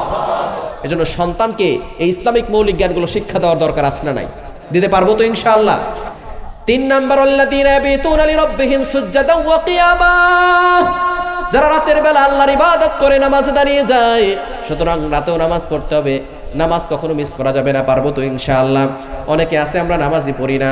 ফজরের ক্ষণ গেল পড়নি নামাজ, জোহরেও ডুবেছিল নিয়ে শত কাজ, হেলায় খেলায় গেল আসরের কাল, মাগরিবেও পড়লে না নামাজির সাজ। ফজরের ক্ষণ গেল পড়নি নামাজ, জোহরেও ডুবেছিল নিয়ে শত কাজ, বিনোদনে কেটে গেল এশার সময়, এতটুকু জাগলো না কবরের ভয়, খুঁজলে না একবার নাজাতের পথ, খুঁজলে না একবার নাজাতের পথ, মুসলিম নাম নিতে পেলে না তোলাত। ফজরের ক্ষণ গেল পড়নি নামাজ, জোহরেও ডুবেছিলে নিয়ে শত কাজ। ঠিক কিনা? এজন্য নামাজ পড়তে পারবো তো ইনশাআল্লাহ? রহমানের বান্দাদের 3 নাম্বার গুণ, তারা নামাজ পড়বে, তাহাজ্জুদের নামাজ কখনো মিস করবে। 4 নাম্বার, আল্লাযীনা ইয়াকুলুনা রাব্বানা আসরিফ আন্না আযাবা জাহান্নাম, রহমানের বান্দাদের 4 নাম্বার গুণ হচ্ছে তারা আল্লাহর কাছে জাহান্নাম থেকে পানাহ চাইবে। জাহান্নাম থেকে পানাহ চাওয়ার দরকার আছে না নাই? আমাদের সকলকে কবরে চলে যেতে হবে, কেউ আমরা থাকতে পারবো না। কি বলেন, কেউ থাকতে পারবো? কেউ পারবো? আমি কাউসার আহমদ জিহাদি যদি আজকে মারা যাই, আগামীকাল আমার শরীরের পোশাকটা আমার শরীরে থাকবে না। আমার আপন লোকেরা আমাকে বিদায় করে দিবে, আমার বাবা, আমার আপন ভাই আমাকে কাঁধে করে বিদায় করে দিবে। এমন একটা জায়গায় যেতে হবে, যাওয়ার গাড়ি আছে, ব্যাক করার কোনো গাড়ি নাই। We have to go back to our Lord. আমাদের সকলকে সে আল্লাহর কাছে ফেরত চলে যেতে হবে। অনেকে আমাকে বিদায় জানাতে আসবে, কিন্তু অনেকে জানাজার নামাজ পড়ে দাফন করার সুযোগ পাবে না, কেননা তাদের ব্যস্ততা আছে। অনেকে আমাকে বিদায় জানাতে আসবে, দাফনও করবে, কিন্তু আমার সাথে কেউ যাবে না, আমাকে একাই যেতে হবে। আল্লাহর সামনে একাই দাঁড়াতে হবে, একাই কবরে থাকতে হবে। সুতরাং ওই কবরে ভালো থাকার দরকার আছে না নাই? মাটির নিচে ভালো থাকতে হলে মাটির উপরে ভালো কাজ করতে হবে। একদিন মাটির নিচে চলে যেতে হবে। আজকে, এখন যদি আপনি মারা যান, আজকে আপনার মা, আপনার স্ত্রী, আপনার মেয়ে, আপনার বোন, কেউ আপনার সাথে থাকবে না। কেউ না। যে আপনাকে সবচেয়ে বেশি ভালোবাসে সেও আপনার সাথে ঘুমাতে চাইবে না, কেননা লাশ দেখলে অনেকেই ভয় পায়। আপনার নাম এখন আর আপনার নাম থাকবে না, লাশ হয়ে যাবে। মসজিদের মাইকে আপনার নামটা অ্যানাউন্স করা হবে, কারণ একদিন আমাদের সকলকে চলে যেতে হবে। সুতরাং আমাদেরকে মৃত্যুর সামান কবরে নিয়ে যাওয়ার দরকার আছে না নাই? কবর প্রতিদিন মানুষকে 5টি অনুরোধ করে। কয়টি? আরো জোরে বলেন, কয়টি? 1 নাম্বার, আনা বাইতুল গুরবা, আমি অপরিচিত ঘর, আমার পরিচয় তুমি নিয়ে এসো। আমাদের সকলকে কবরে যেতে হবে, সুতরাং কবরের পরিচয় নিয়ে যেতে হবে। যদি ভালো কাজ না করি, খারাপ কাজ করি, কবরে যাওয়ার পরে 2 পাশের মাটি এমন ভাবে চাপ দিবে, 1 পাজরের হাড় আর 1 পাজরের ভিতরে ঢুকে যাবে, এমন ভাবে চাপ দিবে ভেঙে ঢুকে যাবে, কি ভয়ঙ্কর আযাব শুরু হয়ে যাবে। এজন্য কবর অনুরোধ করে, আনা বাইতুল গুরবা, আমি অপরিচিত ঘর, পরিচয় নিয়ে এসো। 2 নাম্বার, কবর বলে, আনা বাইতুত তুরাব, আমি মাটির ঘর, বিছানা নিয়ে এসো। বিছানা হচ্ছে আমল, নেক আমল যত বেশি করবেন, আল্লাহ পাক রব্বুল আলামিন আপনার কবরখানা জান্নাতের বাগান বানায়া দিবে। 3 নাম্বার, কবর বলে, আনা বাইতুল ওয়াহদা, আমি একাকী ঘর, আমি একাকী ঘর, সঙ্গী নিয়ে এসো। সঙ্গী হলো কোরআন। সঙ্গীকে যদি আপনি কোরআনের সাথে সম্পর্ক রাখতে পারেন, যারা বিশেষ করে রাতের বেলা সূরা মুলক তিলাওয়াত করবে, যখন তাদেরকে কবর দেওয়া হবে, তখন একটা ছোট্ট নূরের পাখির মতো এই সূরা মুল্ক তাদের কবরে যাবে, বলেন সুবহানাল্লাহ। তখন লোকটা বলবে, হুজুরদের মুখে শুনেছি, কোরআনে দেখেছি, হাদিসে পড়েছি, কবরে কোনো সঙ্গী থাকবে না, তুমি আবার কে? তখন সে বলবে, দুনিয়ার অনেক ব্যস্ততার মাঝেও তুমি সূরা মুল্ক পড়তে ভুলো নাই।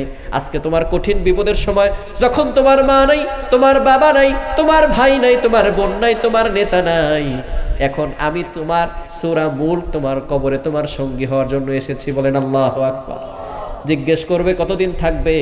বলে শুধু এই সময় না, কিয়ামতের দিন যখন কঠিন বিপদে পড়বে, আল্লাহর সাথে ডিবেট করে, ঝগড়া করে তোমাকে জান্নাত পর্যন্ত পৌঁছে দিব, বলেন সুবহানাল্লাহ। এজন্য সঙ্গী কোরআনকে বানানোর দরকার আছে না নাই? সঙ্গী হতে হবে কোরআন। কবর ডাক দিয়ে বলে, আনা বাইতুল ওয়াহদা, আমি একাকী ঘর, সঙ্গী নিয়ে আসো, সঙ্গী হলো কোরআন। 4 নাম্বার কবর ডাক দিয়ে বলে, আনা বাইতুদ দুধ, আমি হলাম সাপ বিচ্ছুর ঘর, অবশ্যই তুমি ভালো আমল করবে, নামাজ পড়ে আসবে। 5 নাম্বার কবর ঘরে, আনা বাইতুস সুয়াল, আমি প্রশ্নের ঘর, এখানে আসলে প্রশ্ন করা হবে, মার রব্বুকা, তোমার রবকে, ওমা দীনুকা, তোমার দিন কি, তোমার ধর্ম কি, ওমান নাবিয়্যুকা, তোমার নবীকে, আতারিফু মান হাদার রাজুল, একটা ছবি দেখিয়ে বলবে, আতারিফু মান হাদার রাজুল, do you know this person, এই লোকটাকে চিনো? যদি আমরা মুত্তাকি হই, মুমিন বান্দা হই, তাহলে আমরা বলতে পারবো এটা হচ্ছে আমাদের নবী হযরত মুহাম্মদুর রাসূলুল্লাহ সাল্লাল্লাহু আলাইহি সাল্লাম। সুতরাং কবরের প্রস্তুতি নিয়ে যাওয়ার দরকার আছে না নাই? 4 নাম্বার, আল্লাযীনা ইয়াকুলুনা রাব্বানা আসরিফ আন্না আযাবা জাহান্নাম, যারা কবরের পানাহ, কবরের কাছে, আল্লাহর কাছে কবরের জন্য এবং জাহান্নামের আযাব থেকে আল্লাহর কাছে পানা চায়।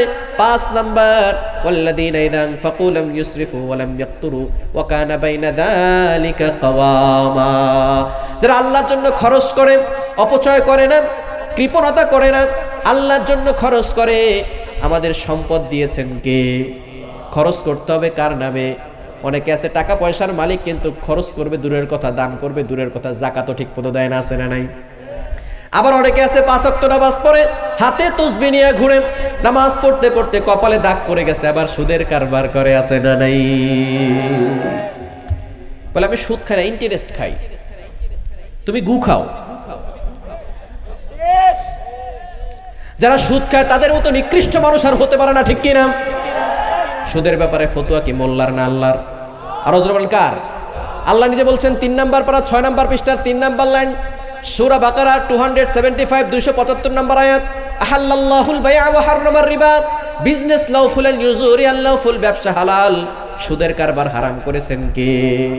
শুধু তাই নয়, নবীজি সাল্লাল্লাহু আলাইহি সাল্লাম জানিয়ে দিয়েছেন, দিরহামু রিবান ইয়াকুলুহুর রাজুলু ওয়া ইয়ালামু আশাদ্দু মিন 36 জানিয়া, যে ব্যক্তি জেনে শুনে 1 টাকা সুদ খাবে, কয় টাকা?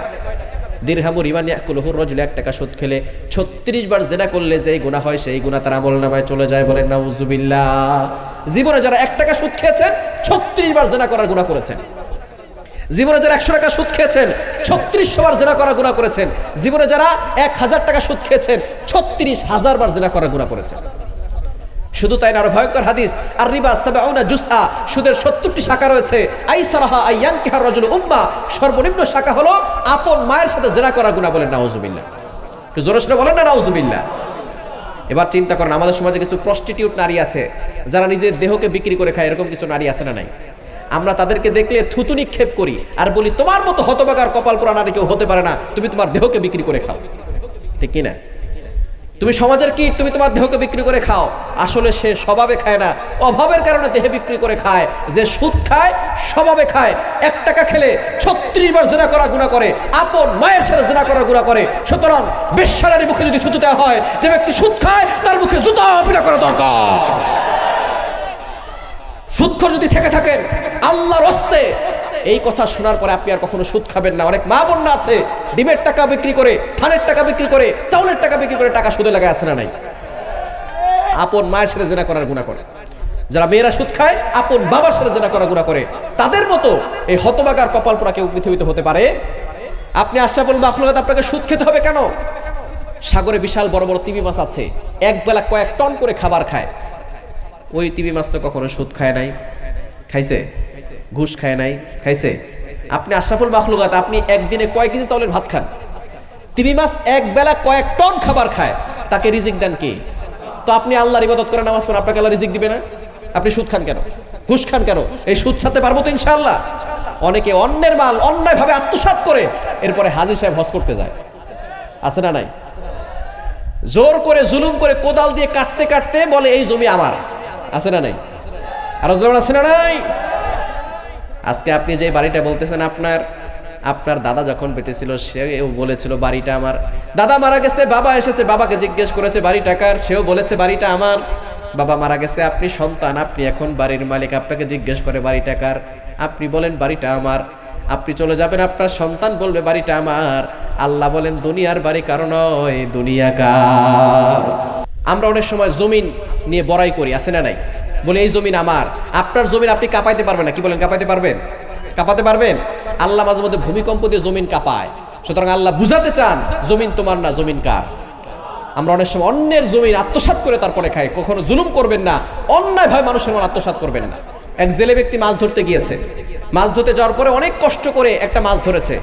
ধরার পর ওই এলাকার ভিতরে একজন ছিল জালেম ব্যক্তি, সে গিয়ে বলছে এই নদী থেকে মাছ ধরছো, আমার কাছ থেকে পারমিশন নিয়েছো? মাছ ধরবে নদীর থেকে, তার কাছ থেকে পারমিশন নিতে হবে। এরকম কিছু টেন্ডারবাজ সমাজে আছে না নাই? চাঁদাবাজ আছে না নাই? জোর করে জুলুম করে তার কাছ থেকে মাছটা নিয়ে গেছে। মাছটা নিয়ে যাওয়ার পরে এই মাছ তার হাতে একটা কামড় দিয়েছে। লোকটা তো কিছু বলতে পারছে না, অসহায় মানুষ। যে জালেম ব্যক্তি মাছ নিয়েছে তার হাতে কামড় দিয়েছে। কামড় দেওয়ার পরে মাছ ছেড়ে দিয়েছে, মাছ নদীতে পড়ে গেছে।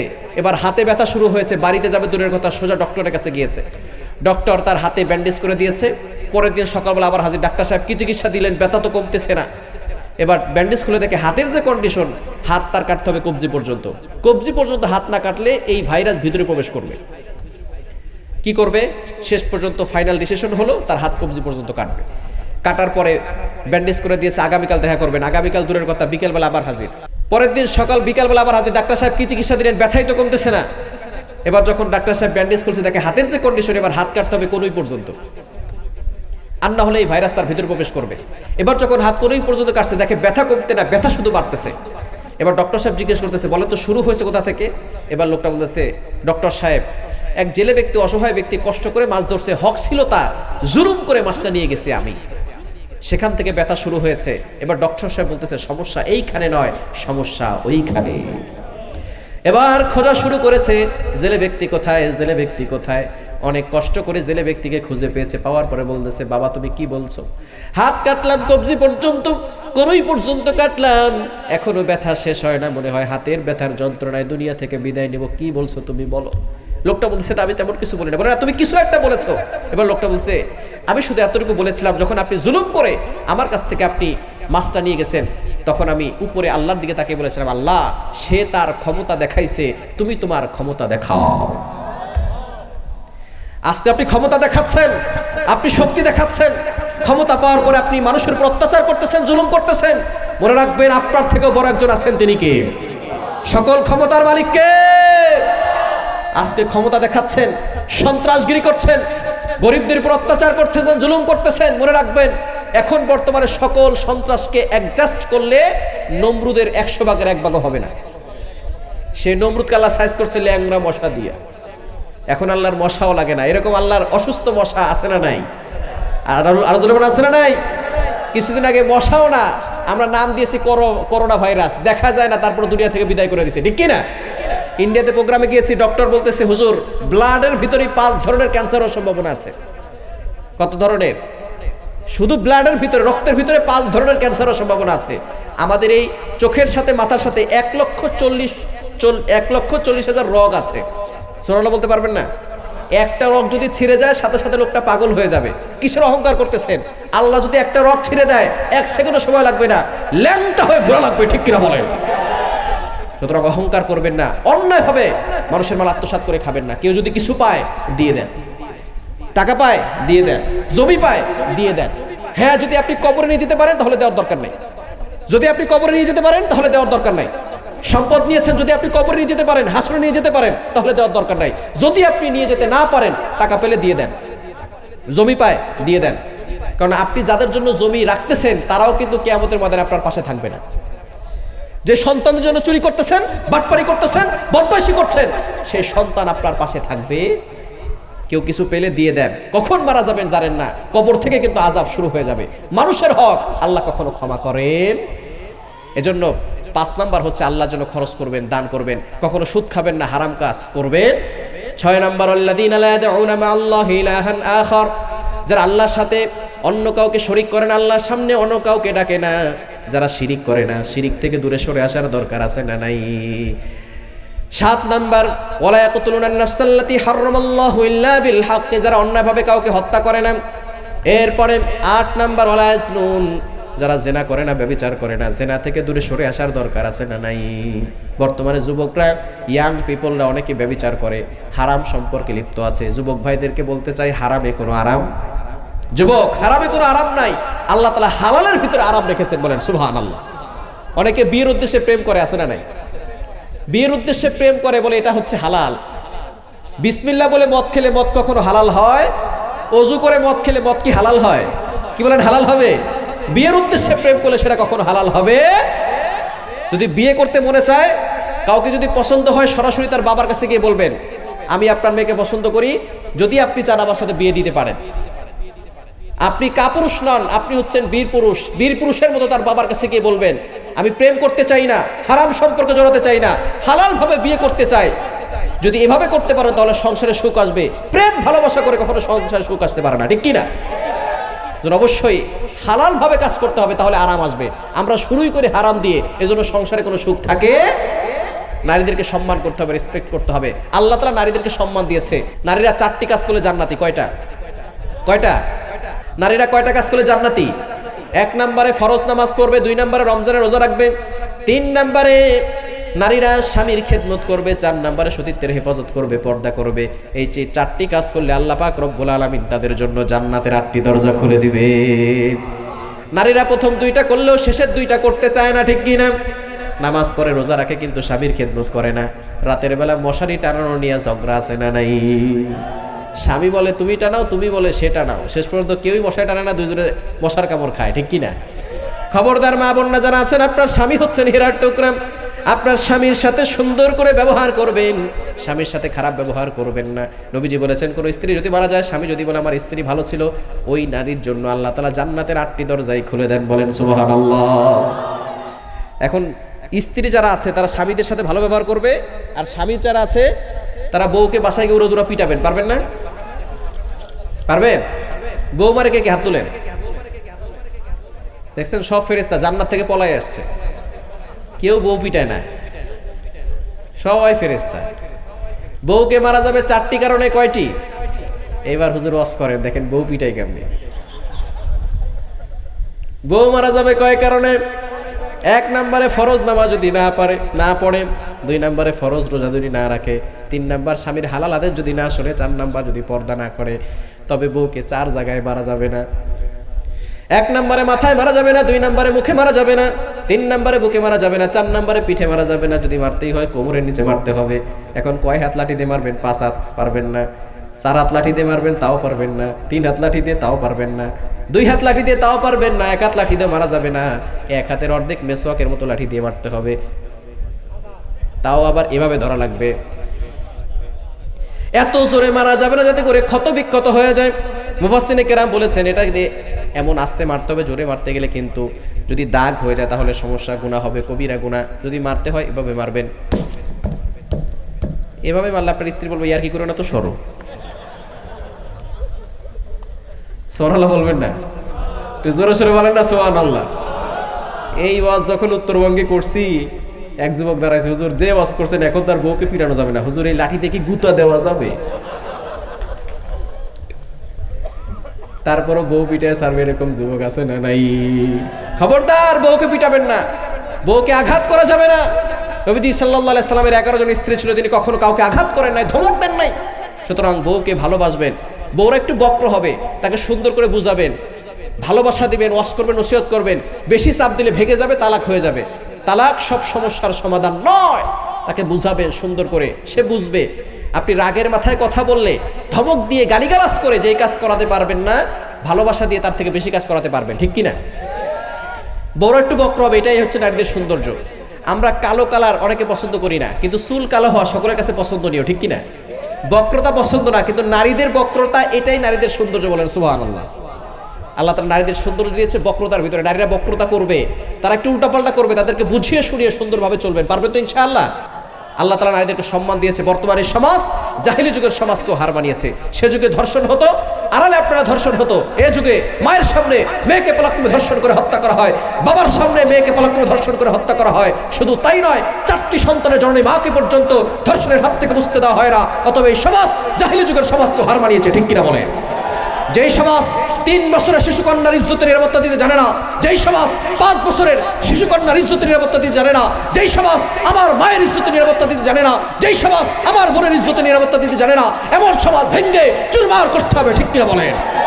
এই সমাজকে পরিবর্তন করতে হবে। এই সমাজকে পরিবর্তন করতে হলে এই অসভ্যতার কবর রচনা করে আল্লাহর জমিনে আল্লাহর বিধান বাস্তবায়ন করার জন্য কারা কারা প্রস্তুত আছে দুহাত তুলে আল্লাহকে দেখান। আল্লাহ তাআলা সকলকে কবুল করেন, সকলে বলেন আমিন। 9 নাম্বার, ওয়াল্লাযীনা লা ইয়াশহাদুনা আয-যুর, যারা মিথ্যা কথা বলে না, মিথ্যা সাক্ষ্য দেয় না।